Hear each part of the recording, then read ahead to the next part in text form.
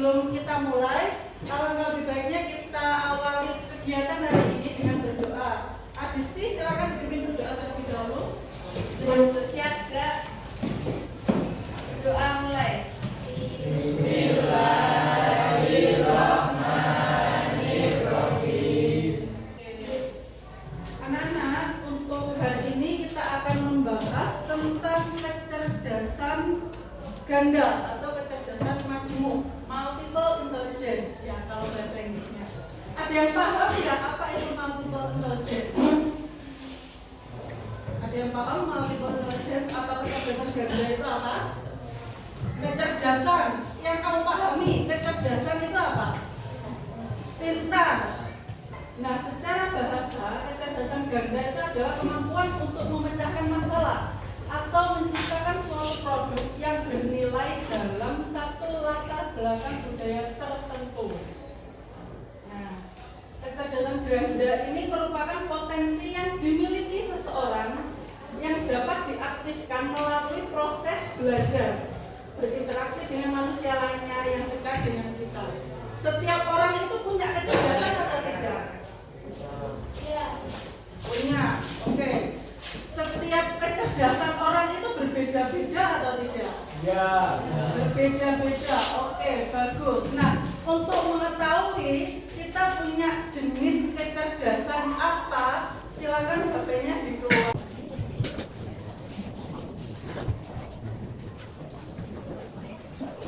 Kalian juga sudah mengerjakan asesmen di bagian awal tadi.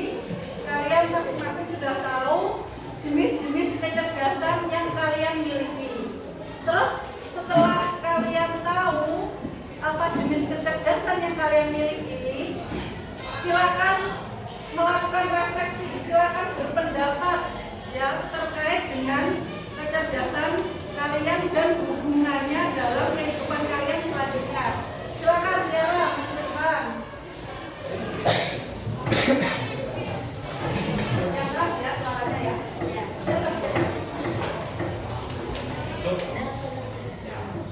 Satu, dari kegiatan yang sudah kita lakukan, mengisi tes, hal baru apa yang paling penting kamu temukan? 1. Saya jadi tahu apa itu kecerdasan ganda. 2. Saya jadi tahu saya itu cocok di intrapersonal. 3. Saya jadi tahu sesuatu yang belum saya ketahui di dalam kecerdasan ganda tersebut. 2. Menurutmu, potensimu yang paling kuat itu apa? Bagaimana kamu tahu itu kuat? 1. Menurut saya, potensi yang paling kuat itu adalah membaca, menulis, dan berolahraga. 2. Saya tahu itu kuat karena saya sering melakukannya.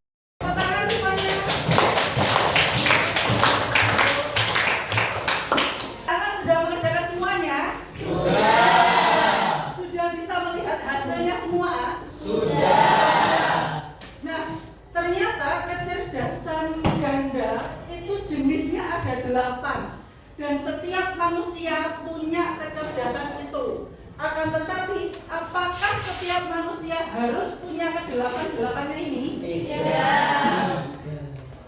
Tidak harus menonjol. Ya, setiap orang itu punya, tapi tidak harus ke-8-8-nya itu menonjol. Ya, seperti yang sudah kalian kerjakan tadi. Yang punya kecerdasan linguistik angkat tangan. Linguistik angkat tangan. 1, 2. Yang punya kecerdasan logis matematis angkat tangan. 1, 2, 3. Nah, yang punya kecerdasan spasial angkat tangan. Spasial 1. Lanjut. Kecerdasan kinestetik angkat tangan. 1, 2, 3. Yang punya kecerdasan musikal 1, 2.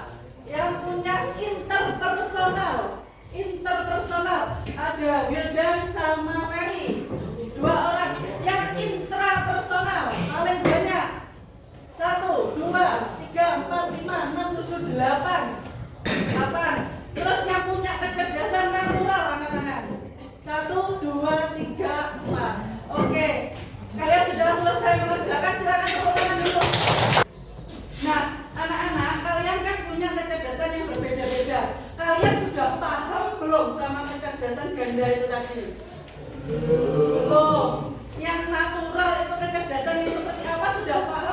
Berarti mari kita pahami bareng-bareng. Nah, multiple intelligence atau kecerdasan ganda itu jenisnya ada 8. Nah, yang pertama tadi yang kecerdasannya linguistik ada berapa? Linguistik 1, 2, 3, dijal. Kecerdasan linguistik. Kecerdasan linguistik itu yang apa toh? Kecerdasan berbahasa. Nah, anak-anak dengan kecerdasan linguistik ini punya bakat mengolah kata-kata dengan baik. Nah, itu biasanya kalau kamu tanya kata-kata hari ini apa? Langsung nyaut, dia langsung bisa berkata-kata. Gitu ya. Kecerdasan linguistik. Nah, orang yang punya kecerdasan linguistik itu cocoknya kerja di bagian apa?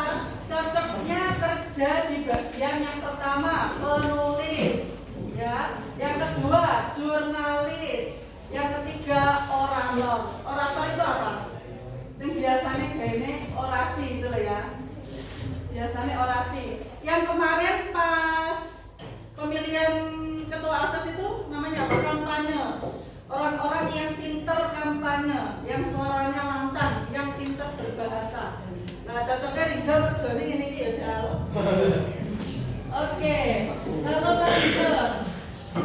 Yang kedua, kecerdasan logis matematis. Ini adalah bakat yang dimiliki seseorang untuk mengolah angka, berhitung serta memiliki logika matematika yang baik. Biasanya anak-anak dengan kecerdasan logis matematis ketika dihadapkan pada sebuah permasalahan itu nggak gampang baper, ya, nggak gampang baper, nggak gampang terbawa perasaan, tapi dia langsung kalau misalkan menghadapi permasalahan, solusinya ini apa ya? Solusi yang mungkin aku laksanakan ini apa ya? Solusi yang cocok dari permasalahanku ini apa ya? Jadi nggak gampang terbawa baper. Yang main adalah logikanya. Nah, biasanya anak-anak ini itu pinter di bidang hitung-hitungan, di bidang angka. Terus cocoknya kalau anak-anak yang punya kecerdasan logis matematis itu kerjanya apa? Kerjanya ada atlet, pemain catur, bisa, itu penuh perhitungan. Lalu yang kedua, ahli matematika. Ada lagi ilmuwan, saintis, itu juga cocok. Yang ketiga, kecerdasan musikal. Jelas ya, ternyata anak-anak yang pintar main drum, main gitar, main alat musik, itu juga termasuk cerdas meskipun nilai matematikanya tidak tinggi, ya.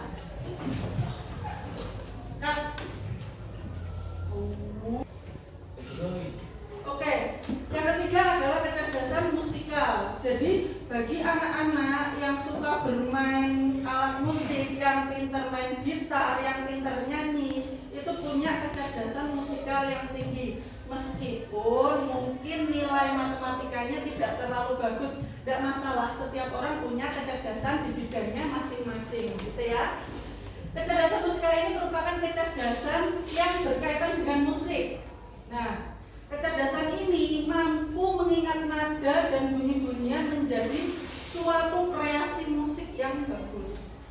Nah, terus dengan kecerdasan ini kira-kira cocoknya jadi apa kan? Kerjanya jadi musisi, jadi penyanyi, jadi komposer musik. Yang keempat, ini ada kecerdasan kinestetik atau kecerdasan untuk mengolah tubuh. Maksudnya mengolah tubuh ini gimana? Tubuhnya diolah, ya, kemampuan untuk menggerakkan anggota tubuhnya, kemampuan seseorang dalam menguasai tubuhnya. Orang-orang semacam ini memiliki refleks dan kecepatan gerak yang baik. Kalau yang kita lihat di sekolah ini, Bapak Ibu guru yang punya kecerdasan kinestetik tubuh itu siapa? Iya. Bu Via, iya, pintar nari, ya toh. Bapak Ibu guru olahraga tinggi.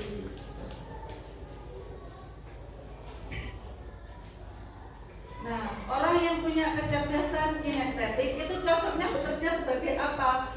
Ada atlet lari, ada atlet bela diri kayak Pak Rio itu ya. Terus ada juga penari.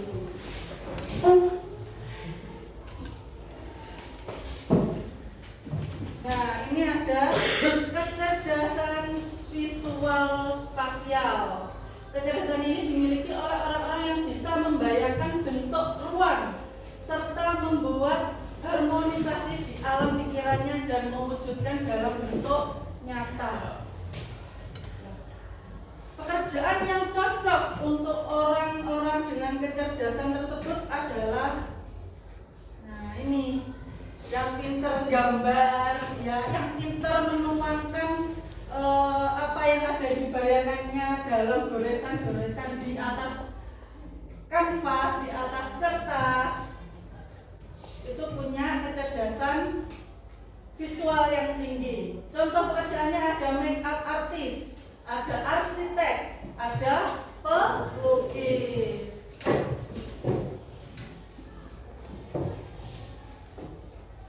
Nah, ini kecerdasan interpersonal. Jarang ya tadi yang punya kecerdasan interpersonal ya.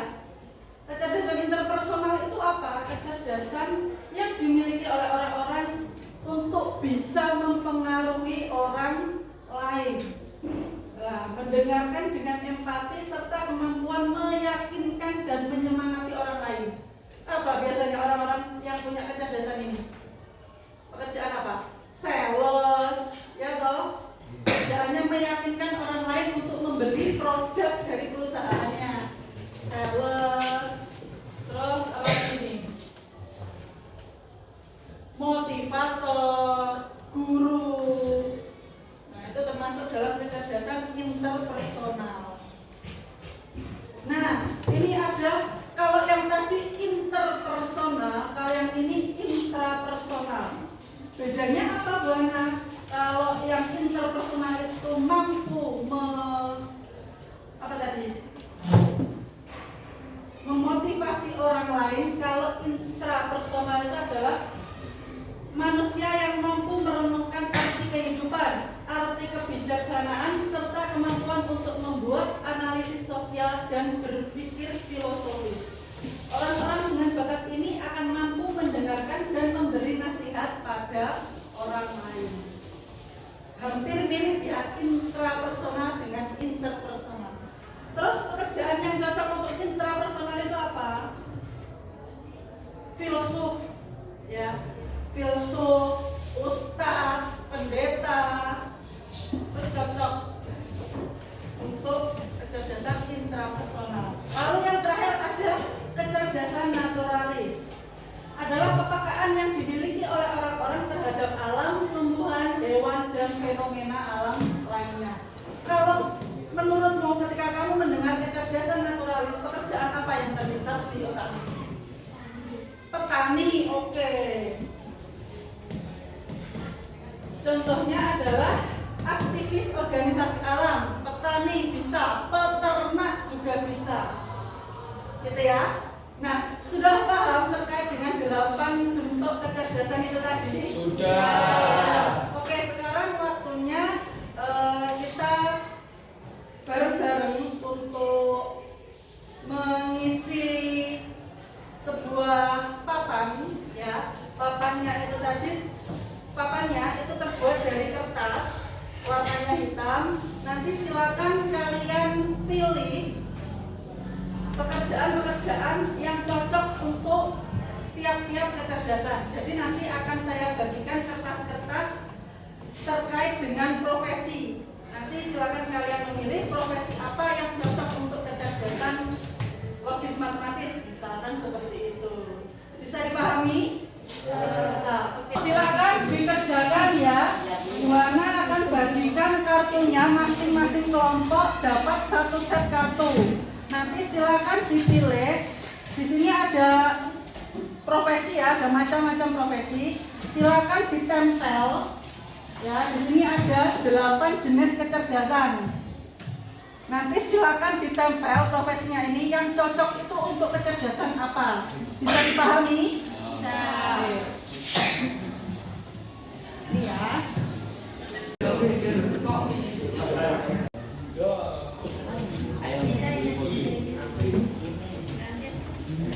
Oke, kalian semuanya sudah mengerjakan tugas untuk diskusi ya? Oke, silakan kelompok 1 mempresentasikan hasil diskusinya terlebih dahulu. Ya, kelompok 1.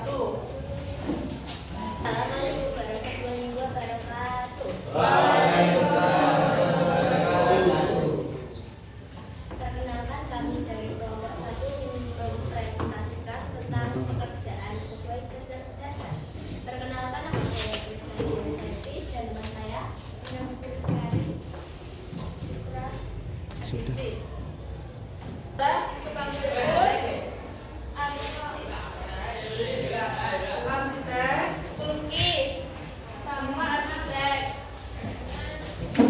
Untuk kecerdasan interpersonal ada guru, kecerdasan logika atau matematis, ilmuwan dan mekanik, kecerdasan naturalis ada petani, kecerdasan intrapersonal ada pendeta, kecerdasan linguistik penulis, kecerdasan kinetik ada perenang, pemain sepak bola dan penari, lalu kecerdasan musikal ada penyanyi. oke. Sudah tepat? Sudah. Oke, silakan bermain. Silakan kembali ke tempat bersejarah. Terima kasih.